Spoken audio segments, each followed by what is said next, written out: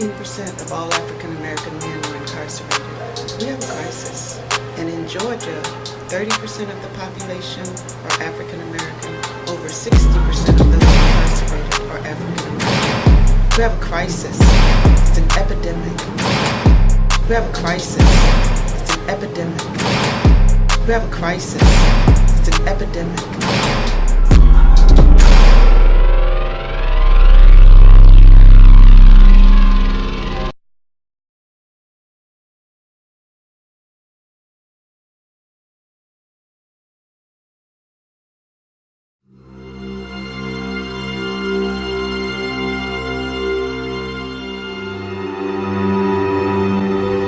I feel kind of sad because I don't really get to be around him as much. But when he get out, I will have more time with him and we get to spend time together. But now it's like I barely even know who he is because I haven't been around him. Yeah, I haven't been around him, and I don't know what he looks like anymore.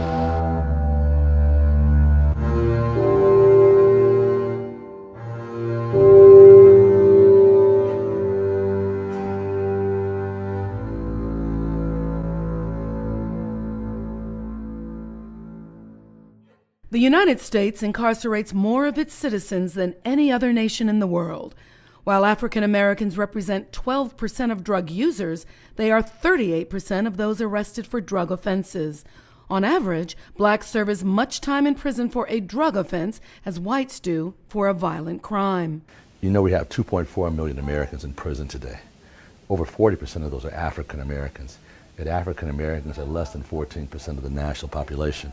So if you look at those disparities, you'll see that per 100,000, there are about 380 white males in prison.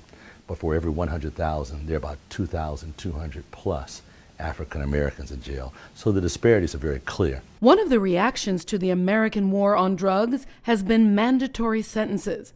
Among the millions ending up behind bars, young men who are fathers themselves. But while these dads go to prison, they are not alone in doing the time.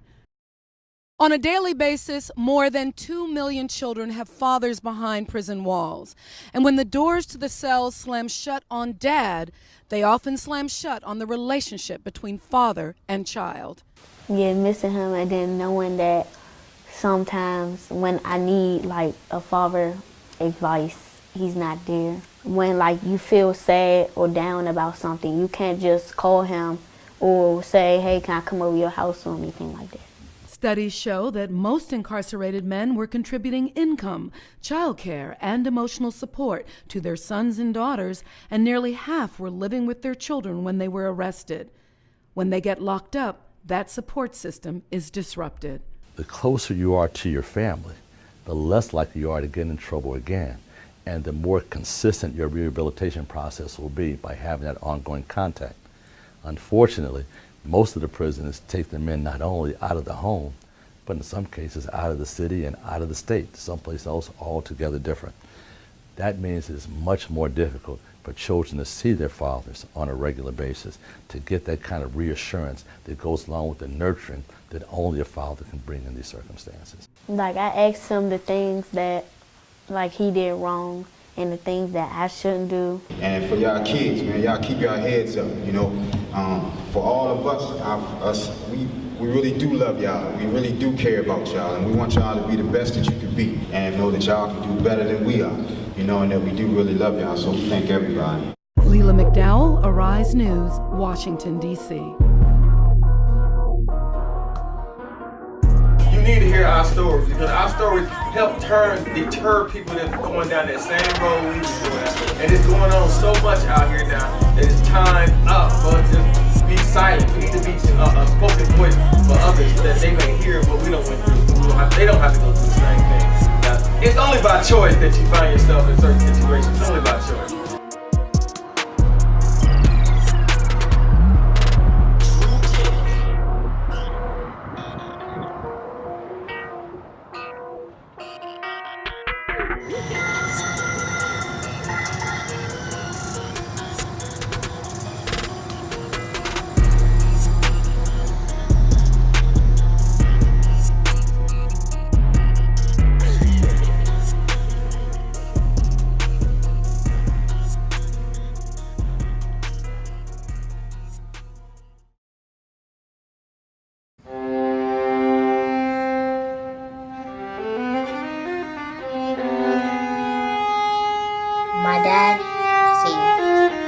incarcerated ever since I was a baby. I used to wonder, why? Why is he in jail? Why are my parents divorced?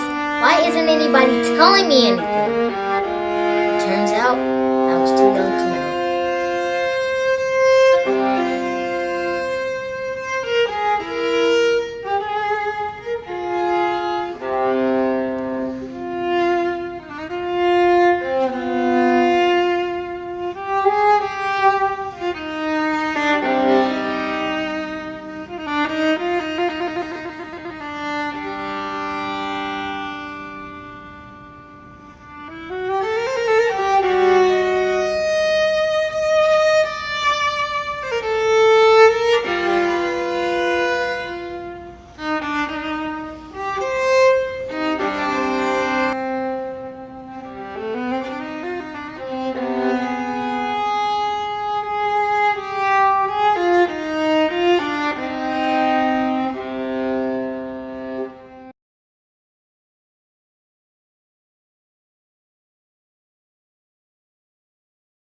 My name is Sharisha. My dad is DeBray McDaniel, and he was incarcerated for 19 years. And I don't think it had that much effect on me because he left when I was like 2 or 3 maybe. But when I was in school and my friends' dad used to come around, like, yeah, I used to feel some type of way. Like, yeah, I wanted to go with my daddy too, but he wasn't there. I always communicated with him. He always wrote letters, called, sent cards, all type of stuff. So we still had some type of relationship, but he just wasn't there. And he was so far away that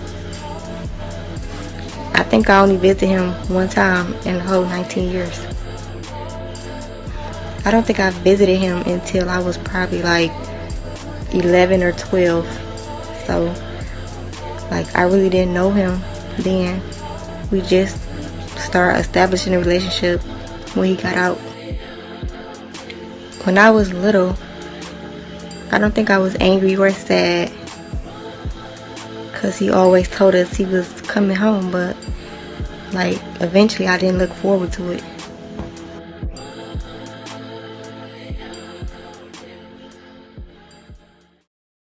Before I came to the Morehouse School of Medicine, while I was at the Kellogg Foundation, I became very concerned about the fate of African American boys and men.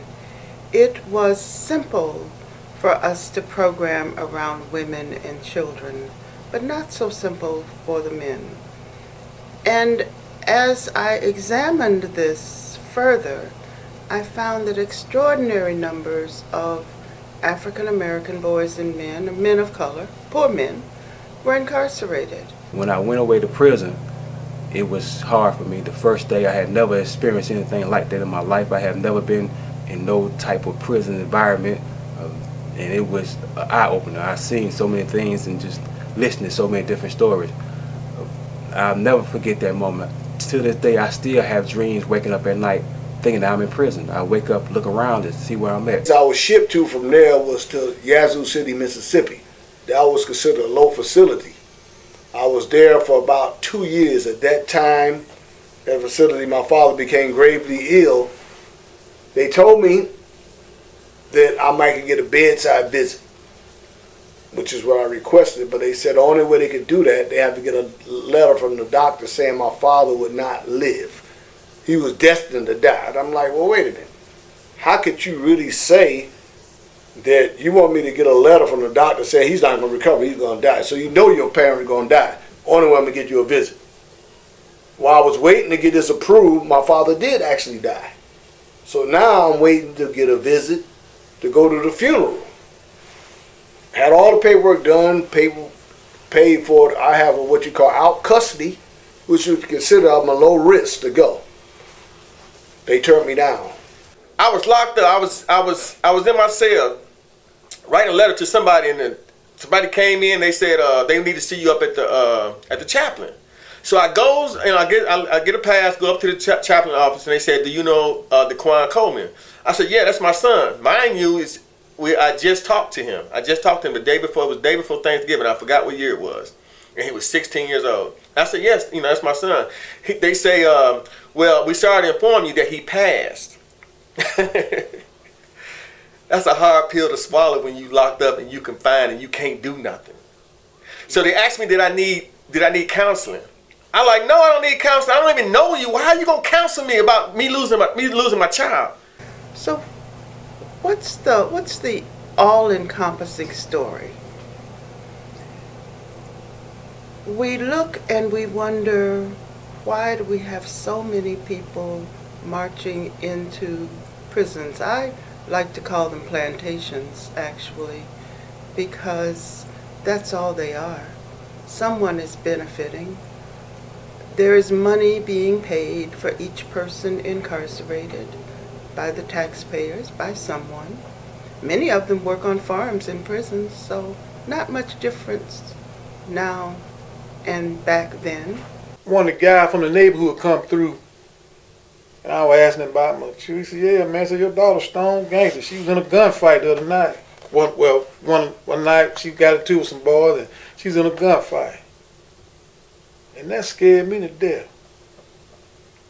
Now, I ain't never been scared of nobody. I always been able to take care of myself. I always been able to defend my people when I was on the street, and everybody know don't mess with rough folk, cause he don't play that. But I couldn't do nothing then.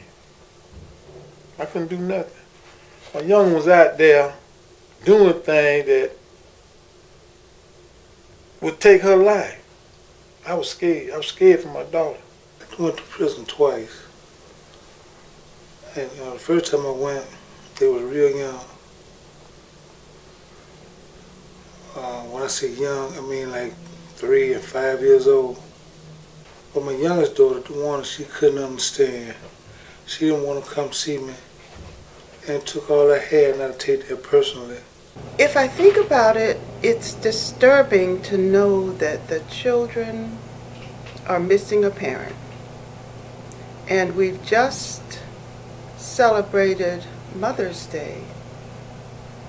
But even more importantly now, because of the disproportionate numbers of men in prison, Father's Day is right around the corner. My daughter's name is Lauren. Lauren, I've always wanted to be involved with your life. I've always cared about you from the moment you was born. I think about you on a constant. I want you to be able to have a life that's fulfilling. I want you to be able to experience a lot of things in life. There's nothing or no one that can hold you back except for yourself. I don't want you to think that my absence was due to your fault or due to your mother's fault, but I want you to know, and I take full responsibility of my absence as being my own selfishness that was in my life. But I would like to apologize to you, your mother, your grandmother, every aunties, your uncles, and everybody else in the family for the things that I've done, because you did not deserve to have to grow up with just your mother. You deserve to have me in your life. And I make a pledge today and a pledge every day that, until we are taking out this beautiful planet, I will be in your life forever. At that time, I was able to start getting visits from my family. My wife would bring my children to visit me. And I had a child, my youngest son would ask his mom, how did I get to be my father? He don't remember me from when I was out. She said, he would ask her, how did you get to how he's my dad and he's where he's at? He didn't understand the procedure that I had him or birthed him before I was gone. They had a thing with the federal government. You could hug your child upon coming in. But during the visit, like we're sitting here, I had to sit away from him, across from me, until you leave, you can hug them again before they leave. They didn't want you to have no close contact. I remember I was telling someone about somebody who had made parole, and we gave them a party one night.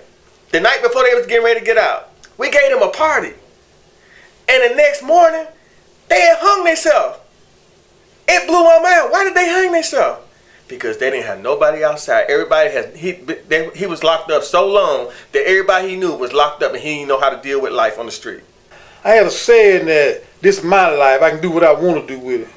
But when I heard them people screaming in that courtroom, the pain they felt for what was going on with me, I knew then that it wasn't my life.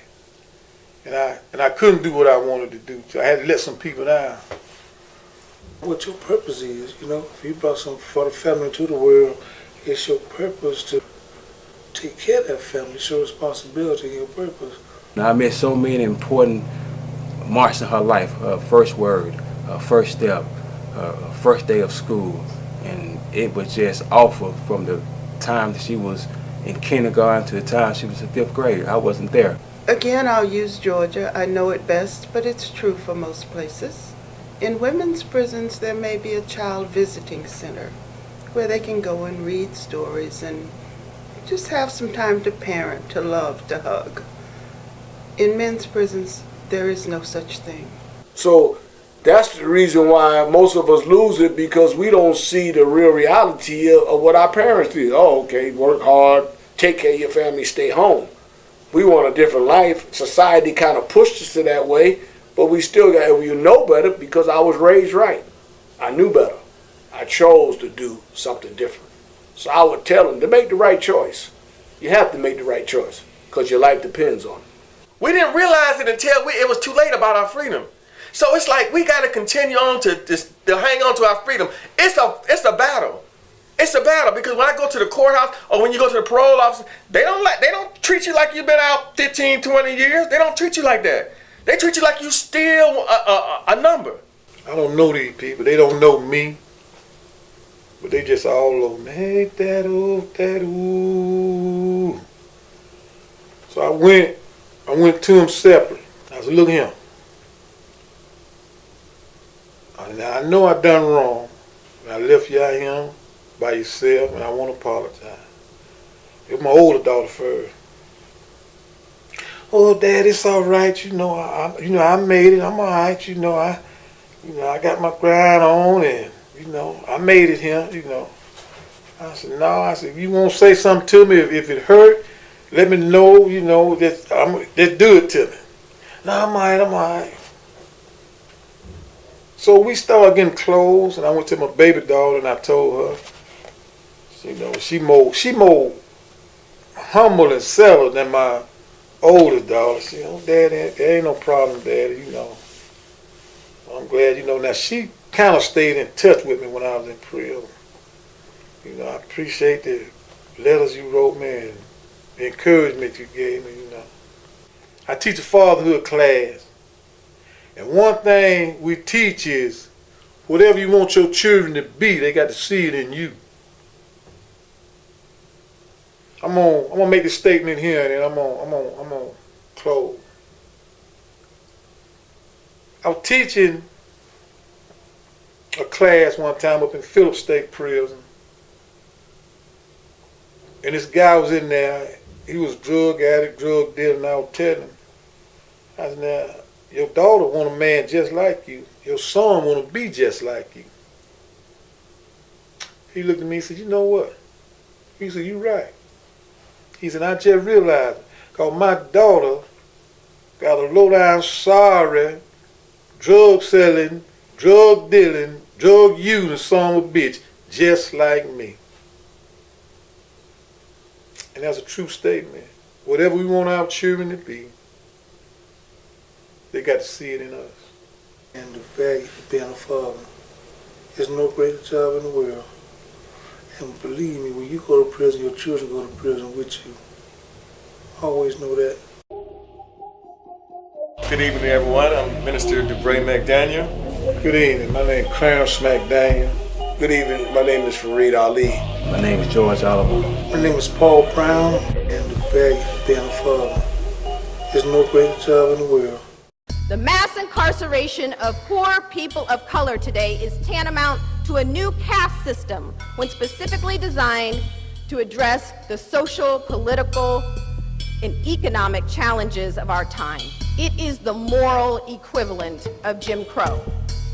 Now, there was a time I have to confess that I rejected this kind of talk. I thought people who made comparisons between mass incarceration and Jim Crow or mass incarceration and slavery were engaging in exaggerations, distortions, hyperbole.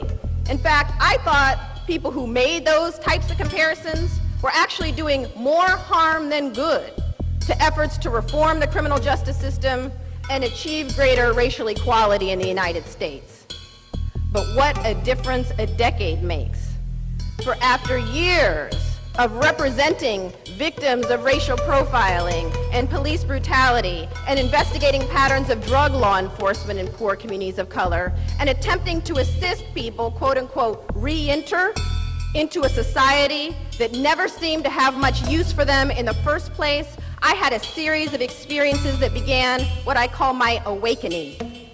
I began to awaken to a racial reality that is so obvious to me now that what seems odd in retrospect is that I had been blind to it for so long.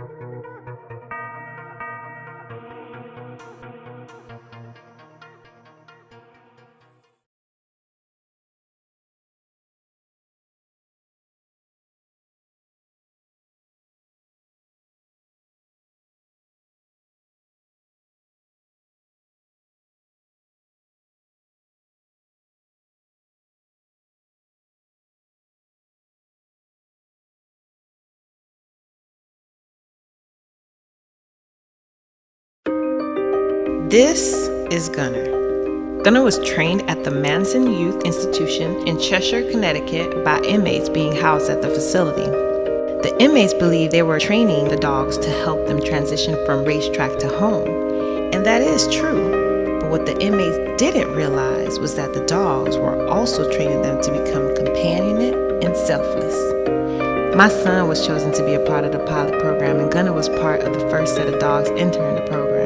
For 12 weeks, my son was totally responsible for taking care of Gunner, feeding, grooming, and training him for that transition from racetrack to home. I saw a difference in my son. I saw him having more respect and patience. I saw that he was listening. I mean, really listening. At the end of the 12 weeks, we were preparing for a dog graduation. My son was quiet when I went to visit him. When I finally got him to open up and talk to me about what he was thinking and feeling, he expressed sadness at having to let Gunner go. He expressed a change in himself that he'd never seen or felt before. Although I remained quiet and calm, on the inside I was jumping for joy as he learned about himself. The day of the graduation, everybody on their visiting list was able to attend. The parents and family were on one side and the inmates on the other. The open space between us was for the trainers and the dogs, and the inmates were going to share what they taught the dogs to do. I saw the sadness in my son's eyes throughout the entire ceremony until the end, when the facilitator stood up, holding the microphone, and announced that Gunner had been adopted. When I looked at my son, he had tears running down his face as he held Gunner, and the facilitator said, "It's my great pleasure to announce that Gunner has been adopted and will be going home with his new family today. Congratulations, Gunner." Congratulations, Kathy Ortiz, for allowing Gunner into your home as your new family member. My son looks over at me, then the facilitator, and urgently asked if he was able to hug me. When he was given permission, he jumped up and ran to me faster than I'd ever seen before, hugging and crying. He was told that Gunner was adopted, but he wasn't told who had adopted him. Having Gunner here helped with the depression I was feeling because of the separation of my son. I feel like a part of him is home. I feel like Avery is here.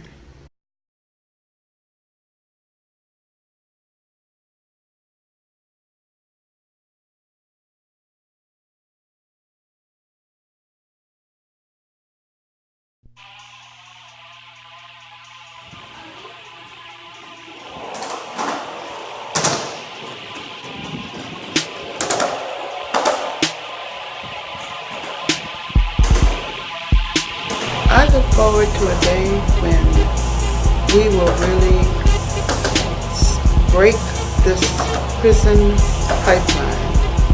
It's a highway. And we've just got to get out on that highway and put some speed brakes in it and then stop it. And it's not just one or two people. We need many people to say, enough already.